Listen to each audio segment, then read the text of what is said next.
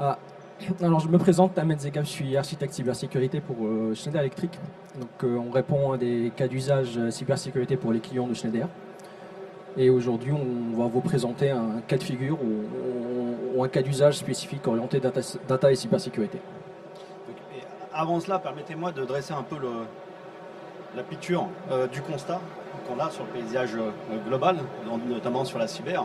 C'est quand on parle de transformation digitale, on a notre organisation et des assets qui sont de plus en plus exposés au monde extérieur. Et là, je parle du cloud, des environnements web, dark web, et une surface d'attaque qui évolue, qui grandit considérablement, et donc d'où l'intérêt et la nécessité de cybersécuriser ces environnements.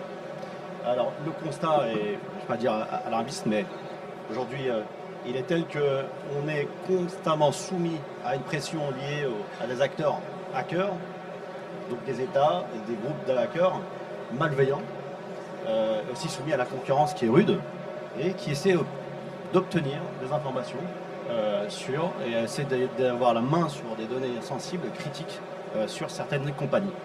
Donc une menace, vous l'avez bien compris, qui évolue. Et pour ce faire, il faut qu'on intègre la cybersécurité en amont, en avance de phase, dans un plan de transformation digitale. Donc, alors ça c'est le constat.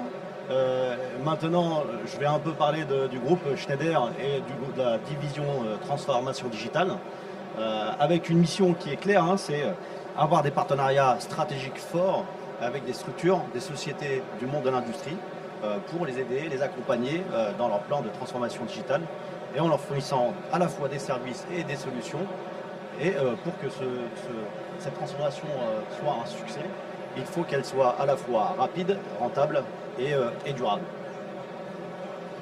Donc, alors pourquoi est-ce qu'on a monté cette transformation? Donc, Schneider Electric est avant tout une entreprise industrielle. Donc, elle a opéré ses services sur différents volets, à la fois sur la partie automation et distribution d'énergie, avec à peu près 200 sites repartis un peu partout dans le monde, 40 pays exactement, et également 100 centres de distribution. Fort de ça, nous, on a déjà établi un plan où on a eu un parcours de transformation de ces entreprises sur le volet, excellence opérationnelle, lean management, mais aussi d'automatisation. Et quand en 2015, on a atteint un certain plateau, un certain seuil au niveau de la performance, c'est là qu'on a embrassé la transformation digitale pour accroître plus la productivité et la profitabilité de ces usines. Alors, comment on a élaboré tout ça? C'est qu'on a mis en place un programme qui a été réalisé assez rapidement sur certaines structures où on a pris des sites pilotes, donc exactement 11 sites pilotes, sur lesquels on a appliqué, on a testé des solutions digitales. Donc, on a essuyé un peu les plâtres, mais on apprend en marchant.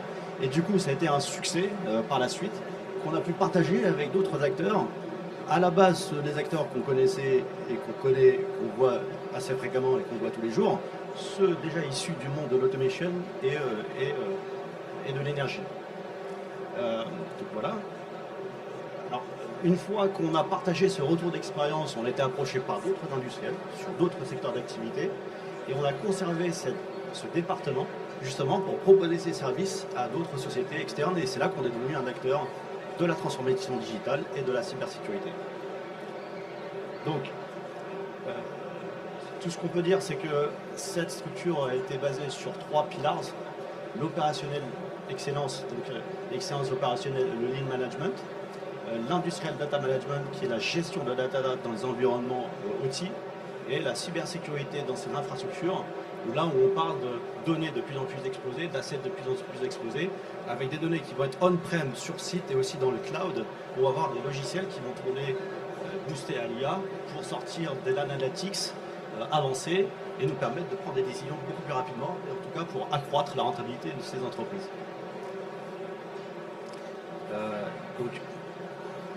Donc on a à peu près 100 employés, donc de différents profils, expérimentés sur différents niveaux, et qui sont capables de dresser un sujet de bout en bout, donc de l'étude, de la phase d'audit, d'infra, de l'audit réglementaire, puisque vous êtes soumis également aux contraintes réglementaires, et adresser des sujets de build et également de services managés et de la gestion du changement.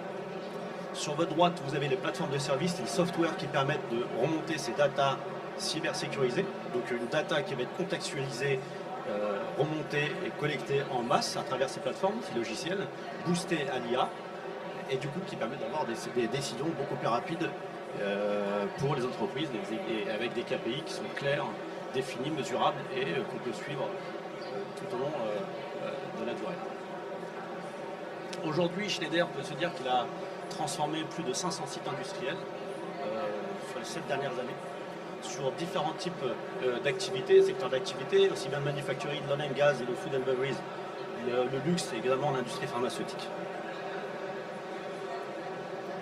Alors là, c'est les piliers clés d'une transformation digitale réussie. On voit que la cybersécurité est centrale, parce qu'il faut sécuriser ces environnements-là.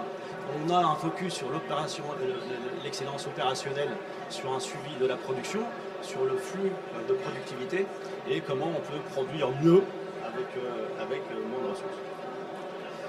Donc tout ça est augmenté avec de la data et d'analytics, transmis sur votre droite qui nous permet d'avoir une gestion de la performance, de répondre à des cas d'usage et aussi de répondre à un cas de sustainability avec réduction d'empreinte carbone par exemple.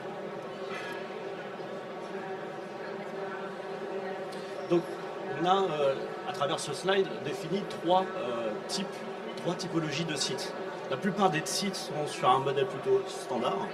Donc ça c'est l'ensemble, enfin la plupart des sociétés qu'on rencontre, l'ensemble des sites sont dans le niveau standard, focusé plutôt sur la production, d'accord, avec la data qui est assez silotée, pas partagée, on n'obtient pas, on ne leverage pas sur l'ensemble des outils qu'on a et l'ensemble des données qu'on peut en tirer pour tirer vers le haut la performance.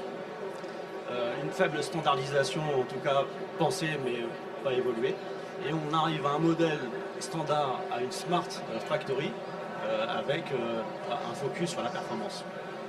Alors nous, notre rôle, c'est bien d'accompagner les entreprises d'un niveau 1 à un niveau 2, de tester les différents use cases et ensuite de les mettre à l'échelle. Ou alors on a des entreprises qui nous disent ok, merci de nous avoir mis à l'échelle, de nous avoir mis à ce niveau-là, et on peut les mettre sur un modèle avancé qui embarque des notions de profitabilité et de développement durable. Donc tout ça est parti sur des fondations qui sont solides en bas, avec dans les révolutions, on a de plus en plus de data embarquées, de plus en plus d'IA qui sont au service de la data, et du coup ça nous permet d'arriver sur ces modèles avancés et où on a défini des packages d'implémentation pour passer d'un niveau à l'autre. Et donc ici on va vous montrer un schéma. Donc on sait maintenant avec l'industrialisation, on a de plus en plus de données et beaucoup moins de... La performance ne suit pas. Donc ce que je veux dire par là, ce schéma, on peut le lire du bas vers le haut puis à droite. On va voir typiquement dans l'usine, on va trouver le niveau terrain, le BABA, tout ce qui est capteur, tout ce qui est machine IoT, tout ce qui est PLC.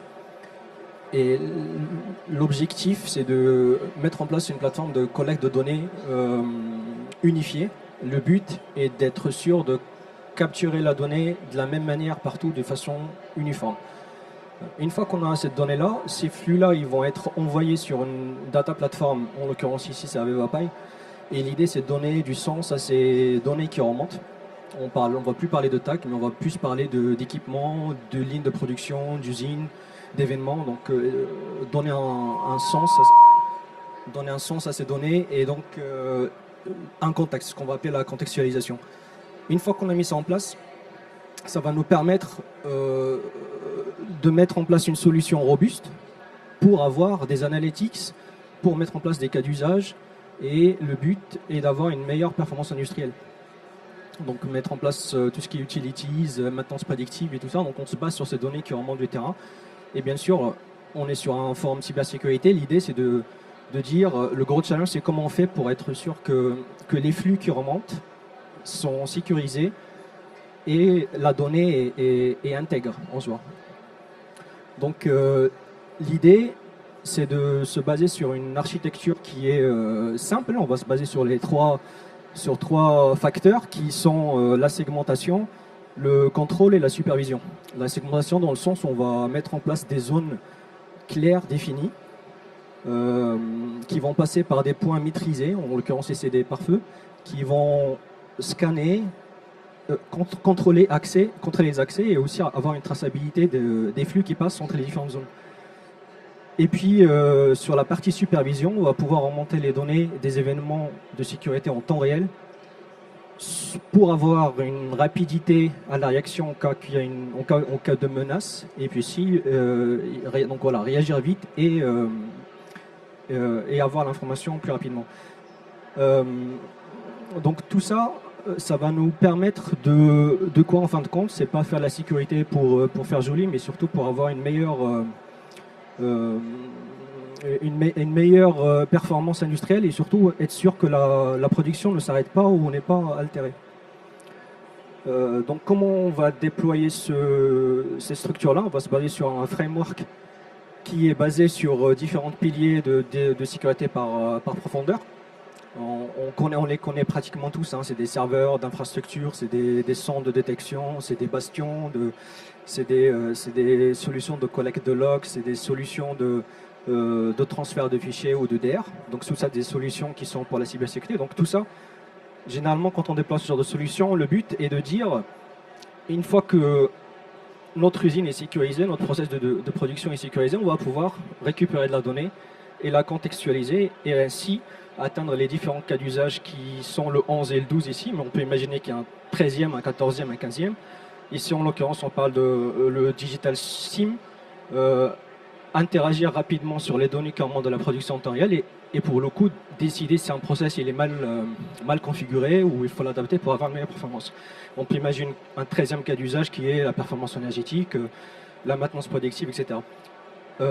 Pour déployer ce genre de solution, si on part sur une installation qui est chez un client qui a une dette technologique dans le sens où on n'a pas tous les piliers de 1 à 10 qui sont la segmentation, la sécurité, on peut directement attaquer par le cas d'usage 11, 12, 13, 14 qui seront définis. Et bien sûr, le cas CSH qui correspond, on peut l'assimiler facilement à la partie SOC-OT. En partie SOC-OT, mais avant tout déjà, ce qui fait notre différenciant, c'est qu'on va intégrer des solutions de SOC, de détection et de réponse aux incidents cyber, de remédiation, mais aussi on se veut être le helpdesk de la gestion de la surface d'attaque de nos clients. Être un peu le coach qui va aider nos clients à prendre la main, à nous remonter des indicateurs de compromission, des indicateurs de vulnérabilité, et on va les aider à remédier avec nos équipes qui sont des sachants dans le domaine de l'OT. Et qui ont une longue expérience, ils ont opéré ces services-là du coup dans nos usines et dans les usines d'autres acteurs, des gros faiseurs du marché.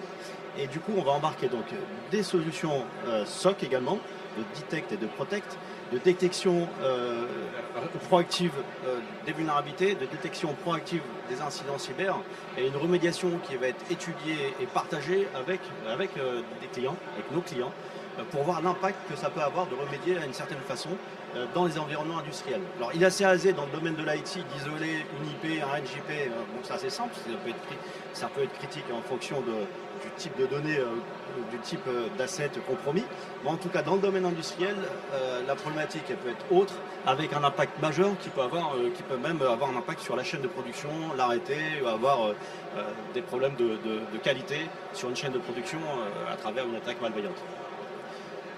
Alors, ça c'est la plus-value, et ensuite on est sur des services de MCO, MCS dans ces environnements-là, sur toute la chaîne dans le modèle PureView, du niveau 0 au niveau 3.5 voire 4, et donc là on dresse tout le sujet OT dans le réseau Mesh, IT for OT. Donc différentes architectures sont possibles, nous on les partage au quotidien avec nos clients et on les accompagne justement pour définir et concevoir ces architectures. Est-ce que tu veux dire autre chose ? Alors, une fois qu'on a fait ça, on est aidé d'outils, d'où la data est importante et omniprésente. Donc la data sans son contexte n'est rien. Donc une data plus un contexte, il y a une information qu'on va pouvoir utiliser pour définir des KPI et suivre cette évolution et être dans une démarche d'amélioration continue. Donc, alors je sais pas, on voit un peu mal, mais on a une cartographie de l'ensemble des sites d'un de nos clients. On les définit en amont. vous avez les KPI qui sont définis, vous les voyez en vert lorsqu'on les atteint et en rouge lorsqu'ils sont encore, on n'a pas encore atteint la target. Il n'y a pas d'orange chez nous, hein. C'est soit vert, soit rouge. Et une fois qu'on atteint la target, on les supprime, on définit de nouveaux KPI et c'est pour ça qu'on s'inscrit dans ces démarches d'amélioration continue. Alors, vous parlez de la puissance de la data lorsqu'elle est maîtrisée et avec son contexte. Donc, il est important dans un programme de transformation globale cyber et de transformation digitale de cybersécuriser ces environnements industriels à travers de l'architecture hybride on-prem, parce qu'on aura de la dotée on-prem au plus près de nos clients, au plus près de nos assets, et également la cybersécurité dans le cloud, où est-ce qu'on va retrouver des solutions, des softwares qui embarquent de l'IA et qui nous permettent d'aller encore plus haut dans la valeur. Donc maximiser la valeur de la data et ce que ça nous permet d'obtenir en plus de la qualité prédictive, de la maintenance prédictive, mais c'est opérer des services pour nos clients, en tout cas ce qu'ils peuvent obtenir en termes de gains, c'est l'efficacité énergétique avec les valeurs que vous voyez sur la partie verte, de la réduction des OPEX, des coûts de CAPEX et d'OPEX, d'améliorer la fiabilité avec les valeurs que vous voyez. Et puis un point que nous on apprécie, en tout cas qu'on a pris en compte dans nos usines, c'est augmenter la production de 7%. Et certains sont entre 3 et 7%. Et c'est des métriques qu'on peut suivre en temps réel. Donc concrètement, ce que ça veut dire, c'est qu'avec tout ça, donc la cybersécurité déjà, c'est plus un mal nécessaire, hein, c'est un levier clé pour la réussite d'un projet de transformation digitale globale, et ça permet aussi de réduire le ROI. Globalement, un plan de transformation globale, transformation digitale plus cyber, nous permet d'atteindre des ROI relativement courts, entre 2 et 3 ans. Donc, nous, ce qu'on dit, c'est qu'à la base, et c'est la thématique du jour, hein, c'est augmenter la valeur en sécurisant la data à l'ère de l'IA. Et ce qui est sûr, c'est qu'il n'y a pas d'IA sans data et il n'y a pas de data sans cybersécurité.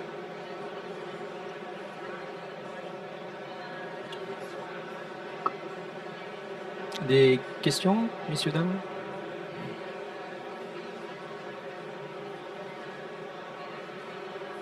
Donc si vous avez des questions, vous pouvez nous voir, on peut approfondir les sujets ou stand juste à côté, le E113, et on pourra parler avec vous ensemble, on pourra parler sur des sujets, s'il faut approfondir des cas d'usage particuliers ou des solutions à déployer sur des usines. Merci à vous. Merci.